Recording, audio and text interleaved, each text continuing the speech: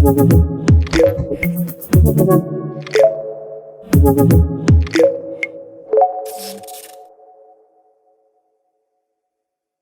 warahmatullahi wabarakatuh. Kembali lagi pada podcast IJTI Sangkuriang. Kali ini kita akan berbincang dengan Bapak PJ Bupati Bandung Barat, Ade Zakir Hasim yang ada di samping saya. Tentunya bagi warga Bandung Barat sudah tidak asing lagi. Dan sebelum kita menyaksikan atau berbincang dengan Pak PJ Bupati Bandung Barat, Pak Ade Zakir, kita akan melihat dulu terlebih dahulu terkait dengan tayangan yang kami sudah siapkan terkait dengan prestasi-prestasi yang ada di Bandung Barat.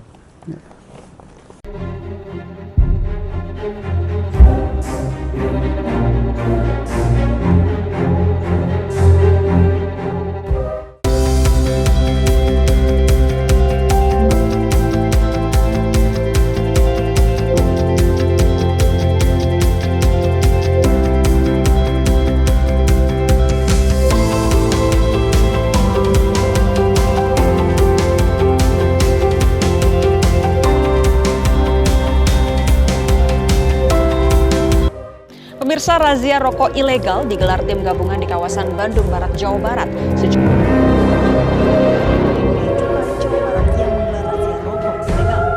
Berkat kejelian petugas, di salah satu warung ditemukan ratusan bungkus rokok ilegal dan kemudian disita. Hasilnya, ratusan bungkus rokok ilegal juga berhasil disita dari beberapa warung.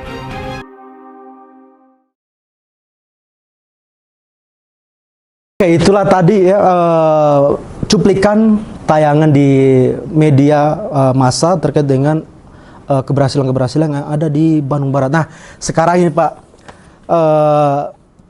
Bapak ini kan di Bandung Barat sebenarnya bukan hari ini saja atau tahun-tahun ini saja, tapi sudah lama sih tahu saya. Betul Pak ya? Saya di Bandung Barat sejak berdiri. Oh, sejak berdiri Bandung Barat ya? 2007, 2008 ya. Luar biasa. Nah, di Bandung Barat ini kan Pak sebenarnya banyak potensi-potensi nih Pak. Di antaranya memang selain wisata juga potensi-potensi yang lain. Nah, yang saya ingin gali ini terkait dengan salah satunya Pak, terkait dengan DBH CHT. Nah, mungkin bisa dijelaskan kepada masyarakat apa sih Pak DB CHT itu kan masih sering ketukar Pak ya dengan pajak. Orang berpikir ini pajak sama dengan DBH CHT ini Pak. Ya. Mungkin bisa diberikan penjelasan sedikit Pak. Ya, terima kasih. Jadi DBH CHT itu kan dana alokasi dari pusat yang diberikan untuk daerah-daerah yang menghasilkan tembakau atau menghasilkan pita cukai tembakau gitu. Nah, Bandung Barat ini salah satunya ada pertanian tembakau. Ya. Jadi kami ada 8 kecamatan yang memang ada petani tembakau gitu. Sehingga kita memang memperoleh DBH CHT ini.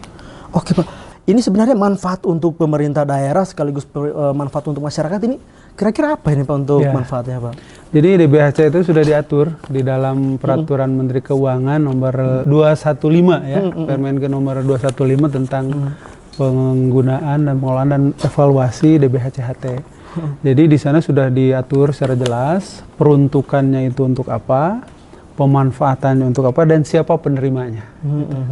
Jadi kami juga diamanatkan untuk membentuk ataupun menyusun tim pengelolaannya.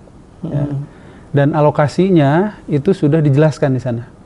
Jadi ada untuk kesejahteraan masyarakat, untuk kesehatan, gitu kan. Ada juga memang diperuntukkan untuk kegiatan fisik, gitu ya, seperti itu. Nah, orang kadang-kadang berpikiran ada bea cukai, kadang-kadang ada yang merasa ini Pak, ini justru bakal merugikan pengusaha kecil ya seperti itu.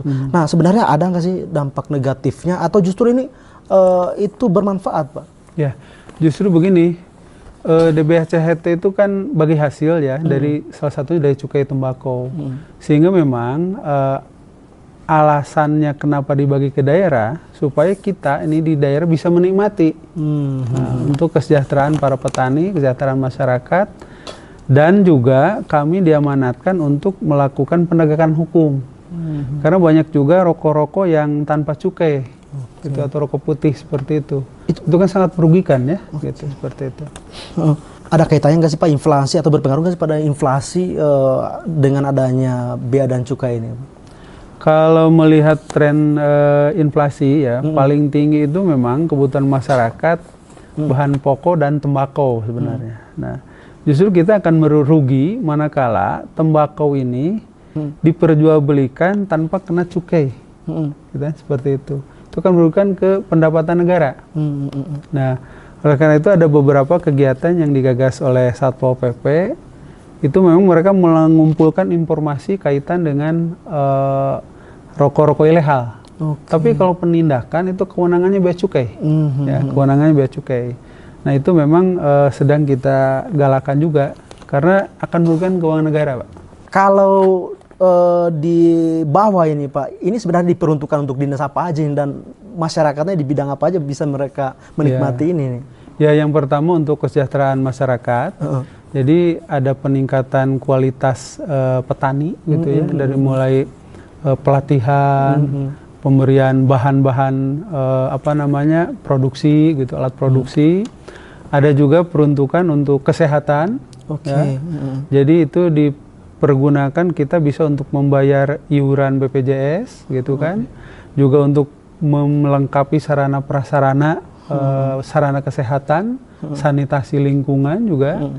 Juga diperuntukkan yang terakhir itu adalah untuk penegakan hukum, ya, dari mulai sosialisasi dan penegakan hukum lainnya kaitan dengan tembakau cukai ilegal lah, kurang lebih seperti itu. Pak, ini kan kadang-kadang kalau ada razia ini Pak ya. Kalau razia itu kadang-kadang masyarakat itu aduh ini Pol PP datang ngapain lagi nih kan. Nah, gimana pandangan masyarakat Pak ketika ada penertiban bea dan cukai ini Pak? Ya, yang pertama kan kita pembinaan Pak. Kita pembinaan, makanya itulah pentingnya sosialisasi ya. Para para pedagang ataupun para distributor yang ada di Bandung Barat ini kita berikan sosialisasi. Dilarang memperjualbelikan rokok tanpa cukai. Gitu. Nah, setelah kita sosialisasi masif ke masyarakat, nanti teman-teman Satpol PP ini juga berpatroli. Bila mana ditemukan, gitu ya. Bila mana ditemukan tembakau atau rokok yang tanpa cukai, Satpol PP ini koordinasi dengan bea cukai. Nanti mereka yang menindak, mengambil dan lain sebagainya, sampai ke penegakan hukum selanjutnya. Gitu. Tadi ada strategi katanya Pak ya, ada strategi sehingga Bandung Barat ini tidak hanya dikenal wisatanya Pak, tapi akan ada rokok ciri khas Bandung Barat juga nih Pak, seperti apa itu? Jadi memang kita sedang mengusulkan dua jenis tembakau, dua jenis tembakau yang mudah-mudahan bisa diakui sebagai tembakau khas Bandung Barat, gitu. Jenis tembakau khas Bandung Barat. Berarti itu sudah disiapkan Pak ya? Iya, sudah diusulkan. Ya. Itu kira-kira target mungkin berapa tahun ke depan itu sudah realisasinya mungkin Pak? Ini kan harus ada persetujuan atau pengakuan dari pusat bahwa jenis tembakau ini adalah tembakau khas Bandung Barat lah. Gitu. Luar biasa. Nah, satu lagi Pak, kami mendengar informasi Pak bahwa memang di Bandung Barat ini sebelumnya kan sempat defisit kalau nggak salah ya? Betul. Nah, itu gimana Pak strateginya itu kok bisa sampai ke sana? Apakah salah satunya penertiban tadi itu atau gimana itu Pak? Ya, jadi memang kalau yang disebut kekurangan uang itu kan bisa strateginya sederhana sebenarnya. Ya. Yang pertama menambah pendapatan, yang kedua mengurangi pengeluaran. Nah, dua hal itu yang kita lakukan. Kita mengefisiensikan, mengefektifkan dana-dana yang masuk, termasuk DBH-CHT ini, dan juga kita betul-betul menseleksi kegiatan yang bisa kita lakukan. Setelah kita memastikan kita punya potensi untuk membayarnya. Itu pengendaliannya di kas daerah seperti itu. Luar biasa. Pak, itu kan sangat berpengaruh tentunya kepada pemerintahan. Kalau pemerintahnya berpengaruh, pastinya juga masyarakat berpengaruh. Nah, mungkin Bapak ada pesan mungkin kepada masyarakatnya sehingga masyarakat itu paham ketika penertiban bea cukai ini mereka justru bukan mencibir, justru malah menerima dan membantu masyarakat pemerintah. Jadi memang secara langsung bahwa penertiban itu konotasinya kan kita berhadapan nih dengan masyarakat kan seperti itu. Tapi kalau kita maknai lebih jauh, sebenarnya akan kembali lagi ke masyarakat dalam bentuk program-program kesejahteraan masyarakat, gitu kan. Nanti kita akan buatkan sanitasi lingkungan, buatkan fasilitas kesehatan, ya. Kita tahun ini bahkan bisa merehab rumah sakit Lembang. Kita mengadakan alat-alat untuk paru, gitu kan. Itu dari DBHCHT. Nah, jadi kalau kita bisa melakukan penertiban dan meningkatkan pendapatan dari cukai tembakau ini, insya Allah kembali lagi ke masyarakat dalam bentuk program yang lain. Gitu. Jadi sebenarnya tidak dirugikan, malah diuntungkan sebenarnya. Salah satunya jalan ya Pak? Ya, jalan. Ada jalan-jalan, khusus kita penetrasi itu jalan-jalan pertanian, jalan-jalan pertanian tembakau dan sebagainya, seperti itu. Nah, jadi seperti itu. Jadi ternyata memang hasil bea cukai ini itu bukan pemerintah itu bukan menakuti pelaku usaha ya, tapi justru ini bermanfaat bagi masyarakat.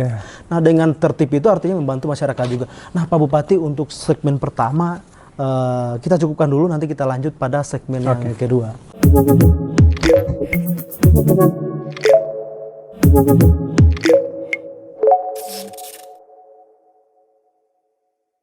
Masih bersama Pak PJ Bupati. Nah, Pak PJ, kami itu mendapat informasi bahwa di Bandung Barat ini itu kemudian sampai harus sudah melunasi utang-utang yang sebelumnya. Itu seperti apa itu Pak Bupati? Oh iya, jadi memang kemarin itu di 2019 sudah 2020 ya, itu ada pinjaman ke SMI lumayan besar ya, 285 miliar ya, dicicil per tahun. Juga ada beberapa pembayaran yang ditangguhkan ya. Di 2004 dibayar. Jadi alhamdulillah. Jadi salah satunya dari DBHCHT ini kita bisa menstitusi kegiatan-kegiatan yang memang dibayar PAD gitu. Ya, seperti perbaikan rumah sakit, pindahan infrastruktur dan lain sebagainya, itu bisa substitusi dari DBHCHT ya, sehingga mengurangi pengeluaran untuk dari PAD murni kita.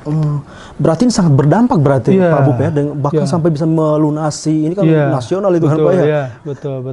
Salah satunya memang kita disubstitusi kegiatan dari DBHCHT. Samping itu juga memang kan tadi kita bicara penertiban gitu kan. Teman-teman Satpol PP juga kita dapat penghargaan Pak dari Bea Cukai kaitan dengan ultimum remedium atau denda administrasi. Itu cukup besar, pengembalian ke kas negara itu di 576 juta. Oke, ini menarik Pak. Itu juara peringkat keberapa itu? Terbaik keberapa Pak? Terbaik di Jawa Barat barangkali. Itu denda administrasi yang dibayarkan ya. Karena kalau tidak didenda, ini di penjara.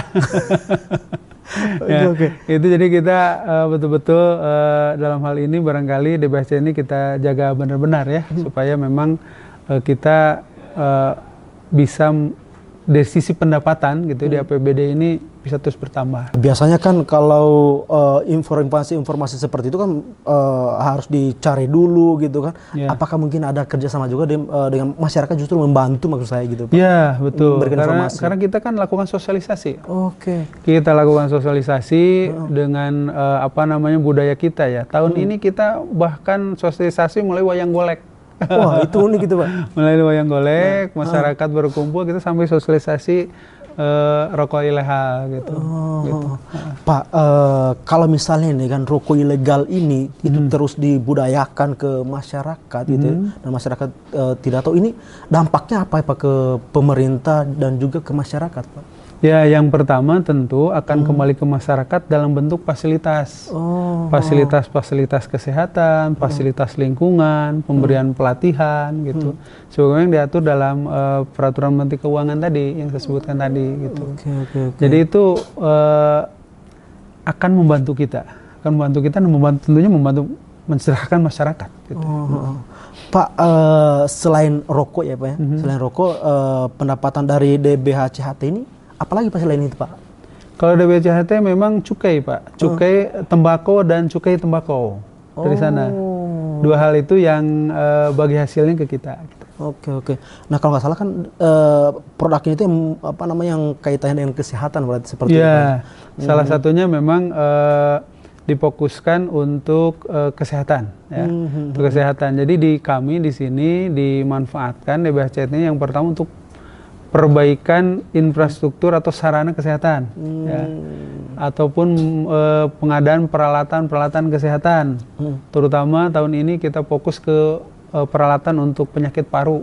Wih, ya, luar biasa. Ya, di samping itu juga fasilitas sanitasi lingkungan, ya, dan juga ada beberapa perbaikan rumah sakit Lembang dan beberapa puskesmas. Kita perbaiki juga dari DBHCHT. Prinsip penggunaan DBHC itu seperti apa sih, Pak? Ya, jadi prinsip penggunaan DBHCHT yang paling utama adalah untuk kesejahteraan masyarakat, ya. Dari sektor kesehatan. Kesehatan mendapat porsi 40%. Wih, luar biasa. Itu. Sebagaimana tadi saya sebutkan untuk A, B, C, D dan seterusnya, ya.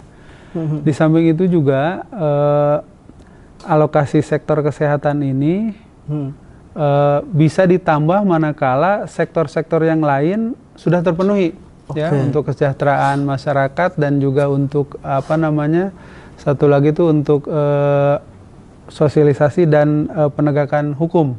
Kalau sudah terpenuhi bisa kita alihkan ke kesehatan juga, ya. Jadi pada prinsipnya ini untuk kesehatan masyarakat, khususnya melalui peningkatan kualitas pelayanan kesehatan. Oke. Berarti ini sangat konsen sekali, Pak, dengan kesehatan, Pak, ya. Betul. Karena memang masyarakat tidak sehat itu yang lain pasti berdampak kan, Pak. Pertanian juga nggak akan bisa, yang lain-lain nggak bisa. Jadi memang fokus di situ berarti saat itu Bandung Barat, Pak, ya. Nah, ada lagi yang saya ingin tahu ini, Pak, terkait dengan siapa saja sebenarnya pengelola anggaran DBHCHT ini di Bandung Barat ini, Pak? Apakah dinas mana aja nih, Pak? Di Bandung Barat tentu kita bagi berdasarkan urusan. Yang pertama Dinas Kesehatan, ya. Dinas Kesehatan.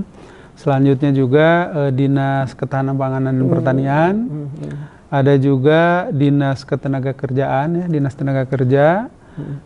Di samping itu juga yang dapat alokasi adalah Satpol PP kaitan dengan penegakan hukum tadi, ya. Benar. Di samping itu juga ada sebagai fungsi koordinasi dan juga fungsi kehumasan ada di bagian ekonomi dan di Diskominfo, ya. Seperti itu. Jadi memang selain kesehatan tadi ada dinas-dinas yang lain juga, ya, Pak, yang membantu mengelola ini, Pak. Betul. Jadi itu sangat bermanfaat sekali untuk masyarakat, Pak, ya.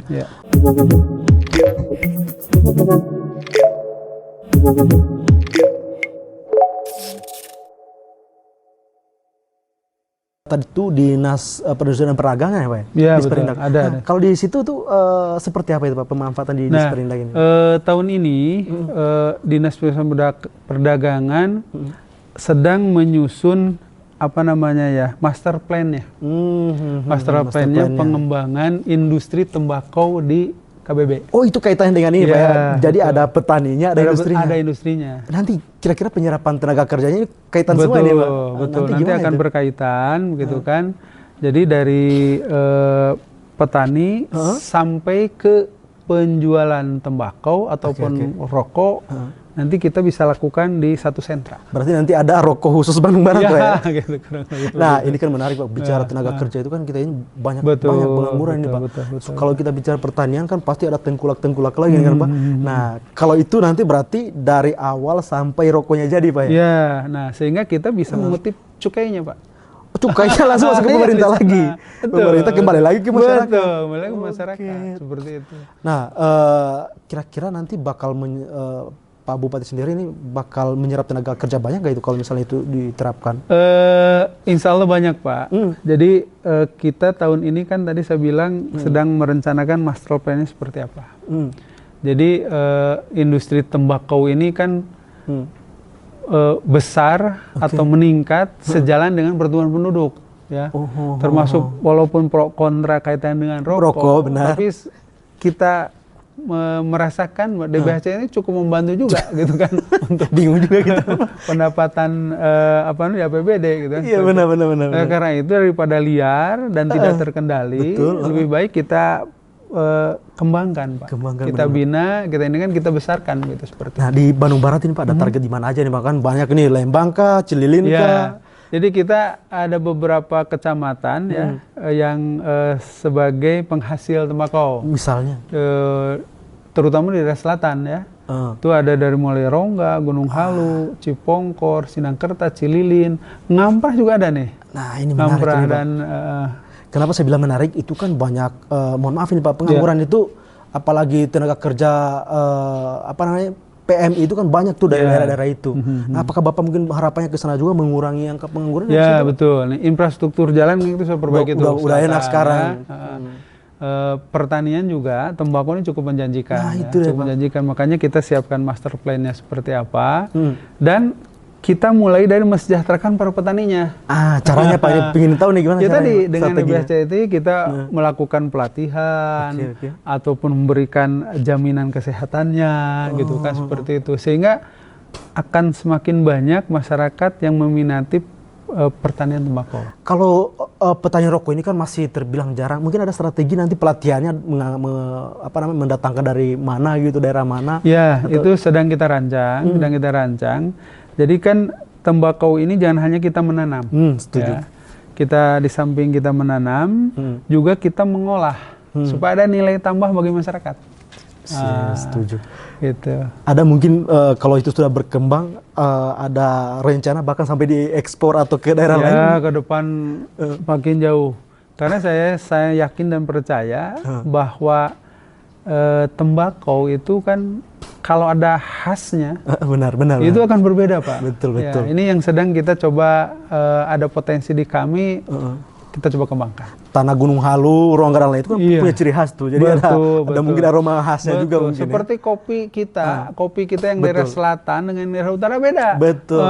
Mungkin tembakau juga begitu. Betul. Ya, kita harus banyak belajar memang ke provinsi ataupun kabupaten penghasil tembakau. Ya. Berarti nanti rokok khas Bandung Barat atau tembakau khas begitu. Bandung Barat. Ya. Bandung Barat tidak akan dikenal hanya Lembangnya saja, Pak, ya? tapi mungkin daerah selatan juga kita buka. Dengan rokoknya gitu kan, Pak. Harapan Bapak gitu kan terkait dengan pemberlakuan DBHCHT ini Pak ke depannya, dan apa yang disampaikan kepada masyarakat Pak terakhir? Ya, yang pertama tentu sebagaimana tadi disampaikan bahwa saya sangat berharap pengelolaan DBHC ini ke depan lebih baik lagi, ya.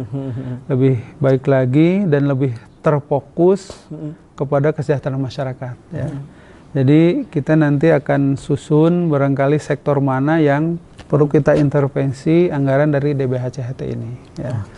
Tuh. Yang kedua tentu untuk masyarakat semua, saya berharap belilah rokok yang legal, gitu ya.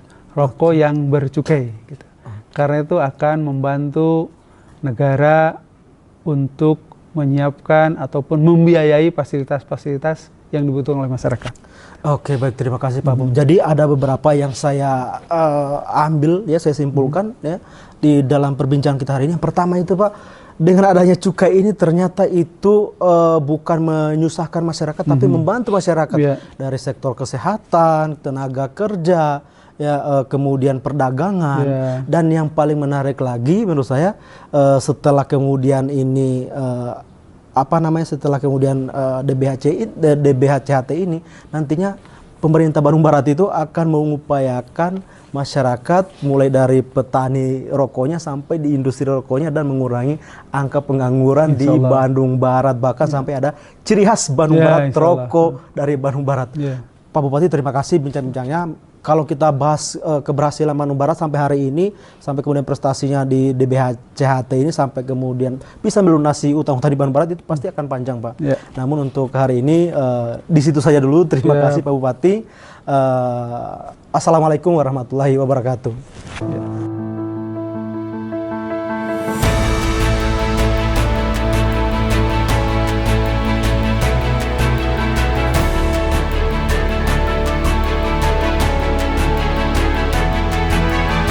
Dukungan sarana dan prasarana usaha tembakau. Di antaranya ada juga kita membangun jalan produksi atau jalan usaha tani, termasuk juga ada pengadaan kultivator, Pak. Nah, keterampilan kerja ini kita nama juga untuk DBHCHT, maka kita fokus kepada petani-petani keluarga-keluarga tembakau. Khusus ya, ya, datanya itu kita diperoleh dari APTI, Asosiasi Pengusaha Tembakau Indonesia. Operasi yang dilakukan oleh Satpol PP ini sebetulnya bukan oleh Satpol PP, tapi oleh Dirjen Bea Cukai. Dari Bea Cukai, kami posisinya pada saat pelaksanaan itu memfasilitasi dan mendampingi dan menunjukkan titik mana saja yang memang ini adalah pusat atau jualannya banyak. Kami juga memperhatikan petani-petani tembakau, di mana memang kesehatan mereka juga perlu diperhatikan, sehingga memang permasalahan paru itu menjadi poin penting untuk pemanfaatan dana dari BHCT.